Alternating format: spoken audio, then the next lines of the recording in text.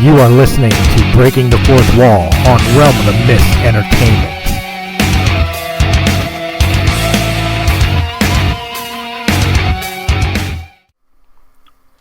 Hey, what's up, guys? This is Chris Stolley of Breaking the Fourth Wall podcast, and today I am extra excited to go ahead and sit down and have this conversation because of being a longtime professional wrestling fan and a former independent pro wrestler myself. I love having conversations with guys that have been in the business, and I cannot tell you how much I'm excited to talk to the host of the Vicious Circle podcast, the man, Sid. Sid, how you doing, Sid? I'm doing great. How you doing tonight, Chris? All right. So, the first thing I'm going to do, since I did mention the Vicious Circle, I definitely want to hear about what your podcast is, and for everybody listening in, what it is, and what your stories and subject matters in the Vicious Circle are. Well, the stories is probably different all the time. That's what we're trying to do with the Vicious Circle, is get crossover listeners. We don't have just wrestling. There's a lot of cool things going in the world right now besides just wrestling. So we're having some call-ins from just normal people, and then we're building a few different little in-house characters. One was called Internet Sid. We think about a guy named Steve Evil on there. And so we're just we're doing that. We're also using it to promote my book. It's going to be called Poetry in the Sand. Poetry in the Sand. And your book, is it a biography, or is it more of something that you came up with? No, it's pretty much a biography, but it's going to be, I'll just leave it this, it's going to be a different type of biography that's been done before, and differently written about wrestling, a different view than you probably had a chance to read. So that's what we're trying to do, is give us something different and find another crossover audience. We're going to hope this book is somewhat retro, past, present, and future. And that's what we're working for. Excellent. Without spoiling it, what are some of the subject matters you're going to talk about, like how you got into the business, or some of your favorite locker room stories, things like that? No, that's exactly what we're not going to do. Now, we will get to that, don't get me wrong, because there's definitely a wrestling audience as well there. But I couldn't have anything to do with my life that didn't have some of a soundtrack to it.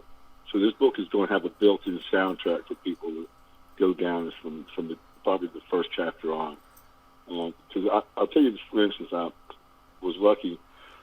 Ken Burns, he does documentaries on PBS, and does documentaries everywhere. He's really, really great at it. He just did one, an 8-part series about country music. And, man, that was the greatest musical thing I've ever seen put together in my whole life. Nice. So you're a country guy. When we talk about Woodstock, I had a friend named Barry who almost made it to Woodstock. And that was a good story one night. Barry's a real colorful guy. He's the one helping me write my book. And he's one of the funniest guys. He wrote a book, his first book, called The Shards of Glass. I read it, haven't read his second book. But I know Barry, so it's easy for me to do this. And actually, I laughed so hard. A couple of times I cried. And so I know Barry's a really good guy. He went to school for that. And so we're having a lot of fun doing that right now. Excellent. Is it gonna dive even more into your personal life? Maybe give a look of the man behind the gimmicks, the characters. Chris, this is the thing I feel about myself. Okay. Is that I had a pretty good, funny, exciting life, even from a young kid till the wrestling thing. I didn't get into wrestling as a wrestling fan. I never watched wrestling my whole life. I got into it just for the business, to make money. Now, being in wrestling, the one thing I'm kind of fan for, and that was because of the wrestling fan. And it was little bitty things. There was a lot of things I could go on all night. From the moment I was in the ring, sometime, I'd have one of the fans argue with me. So they would or it would be so violently their heads were exploding, and then they knew it, and they were so mad I let them get like that, But or the moments where there'd be 2 or 3 that walk into the car. I don't care where you were, in the snow, whatever, and they'd always be there to tell you something, even if it was something funny like one night this girl came up to me and said something, said you suck. And I said, no, yeah, I do. She goes, no, not really. I said, no, you said it, I do. And she handed me this piece of paper. Here, have this. And it's 1 free visit for a doctor to avoid again. Oh. So it's just that, those are the, things about the wrestling life I experienced was those moments like that. Those were the things I enjoyed, the interaction with the fans like that. I'm sure we all did that. But me being from, and this is what the book will be able to tell about too, is but me being from the country, and I'm right here, this one county where my grandparents, where my great-grandparents came from, and, so when that, a lot of people ask me sometimes, they go, Sid, all the things you've done, and people expect you to be this different person. They go, when I talk to you, Sid, they say, you really just sound like a guy who just pretty much down to earth, got his feet on the ground. He said, how did you stay like that? And when I saw that documentary the other night, the last episode was called Don't Get Above Your Learning. And what that means is don't let you get too big for your pants or anything like that. It's a country saying here in the South. And I'm sure you guys don't get that. And that's simple. And that's what I was raised with my grandparents and my great-grandparents who were sharecroppers. I was pretty much a sharecropper from the minute before I got into wrestling. But again, had worked a hard life like that, was satisfying. And then as a kid, I did some really funny things too. We'll go into them already, but I think it's going to be like, when I was a kid at one point, and I'm not exaggerating, it was like tenfold if you could put Huckleberry Finn and the movie Stand By Me together and multiply that 1,000. That's what my life was like a kid. And we would take off walking, not once, but every weekend, hunting or fishing, from the house, 3:30 in the morning, walk 20 miles to the Mississippi River and walk back. Kids don't do that anymore. No, they really don't. And this is what I'm saying too, and this is now, that was just, hard, just a punk kid, 4th, 5th grade, 6th grade, 7th grade. You get today, we're riding our bikes to the river. But now, as a young kid too, I did some pretty cool things where I think I soloed an airplane when I was 17 years old. So I was always out ahead of everything, and I'm not saying that in a tough way, but I'll never forget the day I soloed. It was, they always say it'll happen to you like this. You get solo in an airplane, it'll be a day you really don't think it's maybe too windy or something, and sure enough it was. It was raining just a little bit, and I remember my pilot instructor, Jerry Stevens, said, man, you ready? And I couldn't say no. I said, sure, man. So I took off, and probably the only time, maybe a couple times I said this, maybe once in wrestling, well, when I was flying above everyone by myself in that airplane, I said to myself, man, I really am looking down on everyone. And that's a heck of an accomplishment for a kid, Right. So, and I've done things like that, and then still doing things like that today, so, and I think this book is going to be maybe one of my greatest projects I've ever done. Well, you've definitely had like a long-standing career, and I can't wait to really delve into the person who became Sid, if I would. But I definitely got to know. Like, I have a couple questions I had written down because I obviously I'm getting a chance to talk to the man. So you've had a long-standing career of both being a face and a heel. For those listening, good guy, bad guy. Which persona did you more enjoy? Man, it was always the bad guy, the heel, Oh, absolutely. Go ahead, sorry. I guess you want to know why. You didn't ask. I'll tell you why. It's because some of the things, is I was always just more comfortable with that too. And I think all my heroes, Eddie Gilbert, was one of my heroes. My first time, what I considered one of the first greatest matches was a match with Eddie. And I tell tell the story all the time. It was with Jerry Stubbs in Meridian, Mississippi, old wrestling town. And Jerry Stubbs had a mask. He was called Mr. Olympia, and I liked Jerry, but he was born. And Eddie was new, no TV time in there at all. He'd come from the Memphis territory. He did one of those old matches, like 45 minutes long, and just by the end of it, people were going crazy. And Meridian was a tough town, too.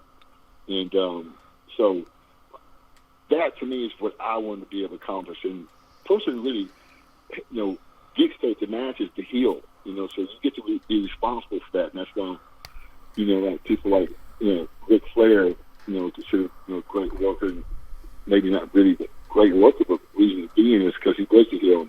He did dictate. He was real giving in his matches, and he worked his ass off with everybody he worked with, And so, as a heel, if you work your ass off like people like Flair, and which I consider myself working hard too, that I think you have a better chance of staying over in the business. As a babyface, I just always uncomfortable with being a good guy for very long. It just never did see in with me very well. On the times he used to come out to the ring, you used to have a long entrance. I'm particularly thinking of like the Psycho Sid eras where you would sit there and fist bump with people who dug Psycho Sid, but you would jaw jack a lot of fans. How hard was it when you were doing those moments to not break character? Because I know sometimes some of the things that the fans will say can really catch you off guard. This is the thing is, for almost, I would have to honestly say this, all my interaction with fans up there was real. I wasn't having to make up. Now, when I came out to the ring, be it television match or house show, stuff like that, I tried to, and I would remember, smart people like Eddie Gilbert tell me this, when you're working in an arena, you're working the person from the front row all the way to the top. And you want to be able to sort of somehow come in contact with all those people. And so you look at those people and, look at them in the eye and, fist pump them or give them five and move your hands, whatever you're going to do, And then if you're walking out to a television match, for me, I want to utilize every second I can. So I'm going to find that camera when I'm walking out, and I'm going to have an interview to say to that camera until I get to the ring. And if possible, and it usually is, during my match, I'm going to pull the camera over to the corner while I'm beating the guy out. For me, those were the things that separate a lot of the other guys in the wrestling business, is knowing how to utilize every avenue that you could to get over it. And I won't bore you and people listening, but I tried to figure out all those avenues. And what you're talking about is something I had figured out. And so you saw that, and that means it worked. Does that make sense? Yes, sir. The one of the things that you mentioned about being, for lack of a better term here, a in-ring general, knowing your positions, knowing how to work the crowd, how to utilize everything that's around the area, it definitely comes into the fact for somebody who may not have grown up a pro wrestling fan, you really did show that you were a student of the game. And as such, have you kept up since no longer working the WWF, WWE now, seeing the newer generations, and how do you feel about how their work ethic compared to how yours and guys like you were back in the 80s and 90s? Well, this is the use a word called work rate, which is so stupid. This is the thing is, I think the guys today, not to change the subject, I think the guys today are better polished than they were back in my era. Meaning that they're out of 10 guys, maybe 10 guys can all do great interviews, and 10 guys all know not mechanical so much. They know all the moves, and they know all these high spots, and they can do them really smooth. But not a lot of them are using them and putting them together with what the old word was psychology. And maybe it doesn't need to be needed anymore. I've been really knocking this new style of the business, and then I saw something somewhere about wrestling in Japan. There's a real story. I think it was on Viceland. It was talking about how these storylines are, and I thought for a second, man, that was just like, the WWE now. And I said, okay, well, maybe if that's the direction the business is going in, they're there too. You know what I mean? Right. You never want to say, for instance, I would never myself ever be in this business and think, okay, I'm going to be like concrete, and I'm not going to change with it. You know what I mean? I heard Emily Harris say something in that documentary. She said something, like every time you step in the river, that river is different. And we want it to be different. Just like our music, we want to be different. Wrestling, we want it to be different too. We want it to be different in a good way. We might not see so many negative things. I don't know if that makes sense. But it is. I like it. It just needs to be, I don't know. Maybe say this. I use this analogy that what they're asking all the guys to do is say, okay, everybody get on this line. I want all you to race up to that line up there. I want all you to stop at the same spot. Well, if they would have done that to me like that, I would have never got to be Sid Vicious or Psycho Sid, Sid Justice. I would have never, been able to really get myself over because I wasn't reigned back. I was able, I think, really make a difference when these guys aren't making that. Not just myself. There are a lot of guys that make those differences. The Rock and Hogan and Scott Hall and on and on and on. But a lot of people make that difference, but I don't see them making it now. They look like they're all reigned back to me. That was something I felt as well, and I've always tried to keep quiet about it because being an independent wrestler at best, I didn't feel like I had the right to criticize those that obviously made it beyond what I could do or had the ability to do. But I feel like there's a loss of something special to the business with the new era. I don't know if it's the loss of kayfabe and everybody looking at it as just entertainment, as opposed to your day where you fought tooth and nail to make everything as believable as we could, and anybody who ever questioned it took a good smack in the mouth for questioning it. I don't know if it's that. I don't know if it's the fact that I think a lot of the guys nowadays aren't the larger-than-life characters, if that makes sense. Like, I don't think... Well, no, you 100% I think on the mark about that larger-than-life. Now, you're wrong about one thing. When I came into the business, that's when the business had quit kayfabe.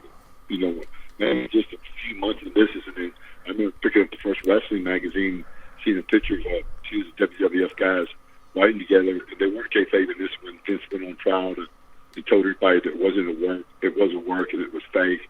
That way he could get away from those commissions. So, see, I was in the era where it has changed, And I saw it too. What you're saying, it was pretty good. Well, I didn't want to be one of those people who want to argue with you in the parking lot that it was real, Right. But this is just the way I went about it too. Like, this is something I deal with all the wrestling fans. They go, see, it's fake. And I go, yeah, it is. And they go, no, but that one time. I said, no, not even that one time. Trust me, I'm in this business. It's fake. No, see, you didn't know. That one time it was real. I said, no, you just said, I just said, no, it was fake. They don't want to know it's fake or real. It's fake. You know what I mean? Right. Wrestling fans don't want to know that. Where, you got parodies on South Park, talk about wrestling. And, Carmen was a Vietnamese prostitute that had 17 abortions, so those are the storylines that they've almost had on their storylines right now. So it's not that far from that. That's true. To me, that's what I'm saying, man. I don't want to go into it, just drag people through the mud. But that's 100% fact. That's everything I just said is not made up. So that's where it is. Now, to me, where it is right now, it's not even good. Not that it couldn't get better, and I think, I'm sure you've heard. If not, you will. There's a new company coming up, go head on against them, and that'll make everyone, tighten up a little bit. And I think what it will do too, and I've seen that happen when, both territories were really doing real well. Then all the smaller territories and the little independent places started doing well too. And it would be good to see that, because I want to see every guy out there have a chance to work as often as they want to. Not that, not everyone's going to get rich, save money. but you could make a living. I wish it could go back like the old days before. Right before I broke in, where there were small territories. Nobody made any money in that situation, but they were able to, go to territory, send, pay their rent at home with their family, and then, when they got done, go back home. Right. I definitely know that. I've traveled from Philadelphia to Colorado and from New York to Florida. I mean, that's the extent of my reach. But wow, it was fun going to new territories, but knowing that I can go home. Wow. Working new crowds that didn't know who I was. That to me, when I first started the business, I was in a small territory like Continental Memphis. I never really thought of that, but it was a different crowd every night you went somewhere, It really was. I remember having my first territory, Continental, my first full-time territory, and that was living the dream, dude. Working full-time, sending money home, paying your car payment, paying the house payment, and then be able to pay for your own rent there, and then just barely get by, Right.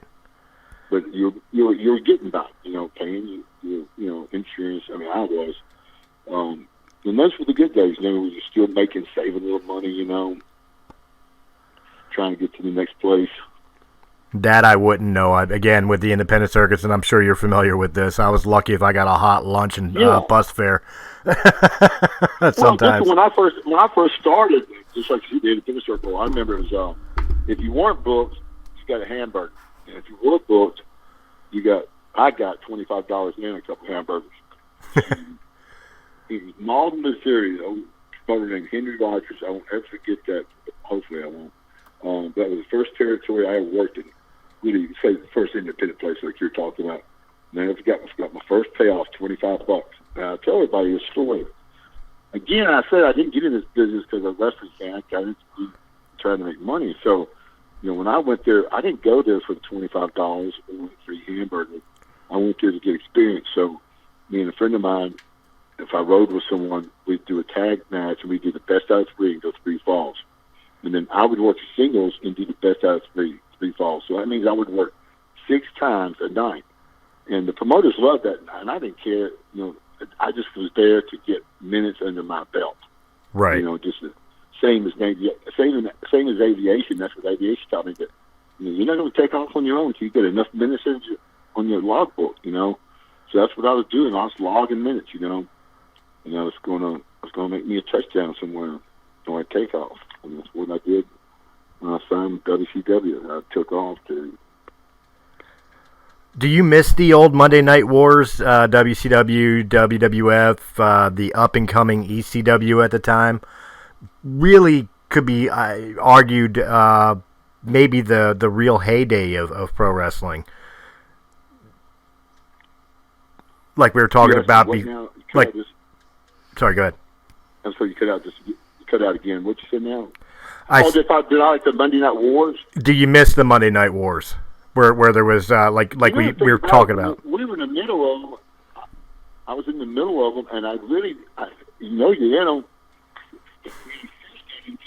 WWF, and we were getting beat in the wars, but we were outdrawing them in the house shows 100 to 200 to 1 sometimes. And so then when I got to WCW, we were winning the rating wars, but we weren't really doing great in the house shows. So, but the two companies are different. One depended on the house shows, and WCW was a television company. But you know what? Honestly, being in those wars, I wasn't looking at that. I was just looking at work. Get my check, work, and get my check. I wasn't worried about the wars, or there's nothing I could do about the wars. Right. It's just I swear, dude. I'm not being a jerk about this, but I tell people this. I think they think I'm joking sometimes. I never looked at a booking sheet. I didn't know who I was working with or really where I was going.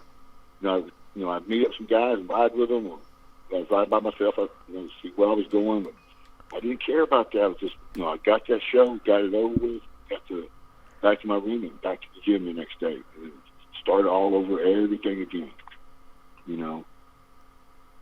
Absolutely. Well, we can't talk about WCW, WWE, or anything without really. I mean, I want to pick your brain here for a minute. And before I go into things that I want to ask about, like your favorite matches, your favorite opponents, or least favorite, or anything like that, the biggest thing I want to ask the man is for any aspiring worker out there who maybe is getting ready to start training or maybe just broken into business and it's still as green as the grass is, on the front lawn. But what advice would you give them? Man, I just want to say do like I did somewhat. Don't do everything I did. But I would try to look at all facets of the business and we'll all go to the easiest one to do, and that's stay in base, look fit, be in the best shape you can. That's just going to make you a better person in the ring. You look like, I'll give you a example. People like Dolph Ziggler or whatever. He looks like the talent back a little bit about before his day right now. He's got great cardio. He's got great shape, and he can go. And I think that's what keeps him in a good spot there. When I see him on there, it's really good to be in a decent spot because he's a hard worker. That's how you do everything. Get in the best shape you can. Get to be where you can do the best wrestling you can. Have the broadest vision when it comes to the psychology of the business. Don't get locked into one thing. Try to pick up on every style that's going on, incorporate it. Sometimes you have to give things to even when you lose to your to keep your vision broad and just work hard. That's what I do. And don't think about anything right now, but get into the finish line with your nose clean and healthy, and then that's when you done the best job you could have done. Remember that, guys, because if you don't take the advice, I know a man who could come and power bomb you to like next month. Speaking of power bombing in the next month, I've got to ask some of your favorite matches. Who were the guys you jumped in with that you just it's stuck in your mind even to this day? Well, I won't go into why so much. Two matches. One where I worked we were overseas. We worked a few times here in the States. It's me and Bam Bam Bigelow, where this was one of the defining moments that everyone couldn't have argued at this point that I was a pretty good worker. Bam Bam was probably, in my opinion, one of the greatest workers there was for psychology. He could do every physical move a small guy could do. He could do it better. Just one of the smoothest transitions. Everything he did was smooth. When never seen anybody do a headbutt that big off the mat. From the top ring, just a smooth. And psychology, where he knew whatever town he was in, he knew what to do to make a change. Just wouldn't nobody any better. Now, as far as one of the defining matches in my life and a group of matches I had was with Vader. And what both of those guys had in common was with a lot of guys that I enjoyed working with as well, other than those two guys, they all were workhorses. They wanted to work hard. They wanted to have the best match of the night. And that's why I enjoyed working with those two guys. All right. Well, we obviously we can't talk about the most fun or best matches without taking a look at some of the ones that you wish you could forget. Well, one I wish I could forget is the one I was reminded by my co-host, Rob Bellamy, up at Chatham, Canada. Did his podcast today. It's called Movie Madhouse, and they talk about movies and stuff. But he said it was the one, it was the one I had with Adam Bomb, but he wasn't called that. He was called something else. Oh, I think I remember what you're talking about. I can't think of that gimmick though. No, he had he was a guy. It was almost like a Thor gimmick. But he was with Ox Baker. The reason he was there because Ox was a friend of Ollie's, Actually, that match was set up to be a failure because Odie was being fired after that. He wanted to make a mess of my character. That was one of the characters that he thought, about them. I don't know. Anyway, that was one of the worst matches was me and Adam Bomb, and it was a bomb. Now, have you had previous matches even in house shows with Adam where it would have been a better match and it was just like you said? No. I like Adam, man. Not that I am Vader or Bam Bam Bigelow, but Adam Bomb was just horrible. Just had a good guy, hard worker, did all the other things right. Loved working with him, loved hanging out with me and him, and not so much a lot, but me and him and Carl Roulette were all good friends, and we hang out, ride together a little bit. But we just had two different types of wrestling styles, I guess. But no, we couldn't have a good match for anything. That's a shame. All right, well, the one of the final things that I definitely want to hit you with, Sid, one more time. But before we do, thank you so much. I thoroughly enjoyed this. I can't even speak the words of being able to, and I'm not marking out because I've worked in the business, but I can envision, a 13-year-old me just jumping at the chance. Oh my God, I'm talking to Sid, So I thoroughly appreciate it. Thank you so much for coming on the show. Well, I appreciate you having me, and I want everyone to listen to the Vicious Circle, and give us check out Vicious Circle Facebook, and ask some questions, and we'll give everybody a shout out on Vicious Circle one night. Now, see, I didn't even have to ask the final question. You already promoted Vicious. He's on top of it. There you go. Absolutely, and guys, what's your next upcoming show? Do you know the topic? I have I have an autograph signing coming up on the 20th this month in Knoxville, Tennessee. Oh, there you go. Winston-Salem. I got one in Philadelphia, and I got one in New York.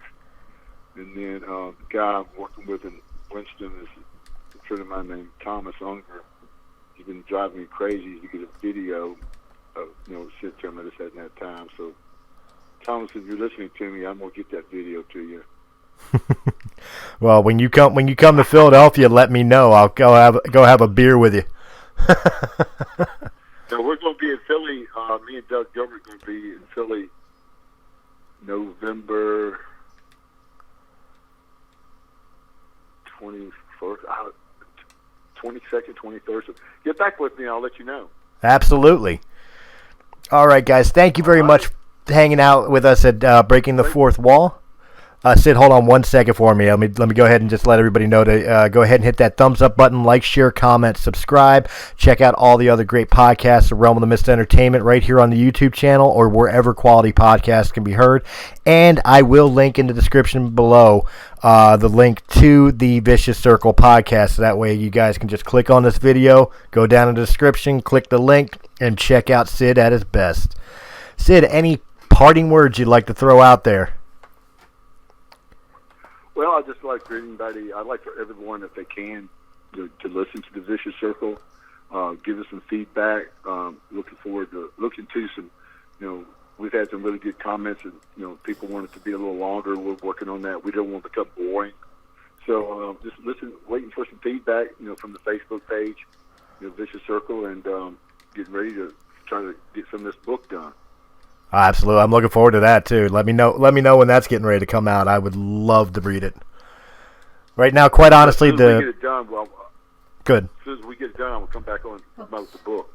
Oh, absolutely. You are more than welcome anytime you'd like to come on, including not just this show. We have plenty of other podcasts. So if you said you'd like to talk about movies, we've got Realm of the Mist podcast, which is all pop culture. If you're a Star Wars fan, we got a Star Wars podcast.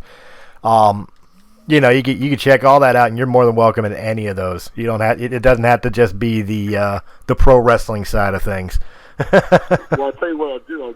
I'll get my producer Rob could look up and see which one, because he does the one called Movie Madhouse. We did it tonight, so he might find something we might want to do together or something. Oh, absolutely. Absolutely. All right. Well, Sid, thank you again very much. And, guys, we will catch you on the next Breaking the Fourth Wall. Have a good night.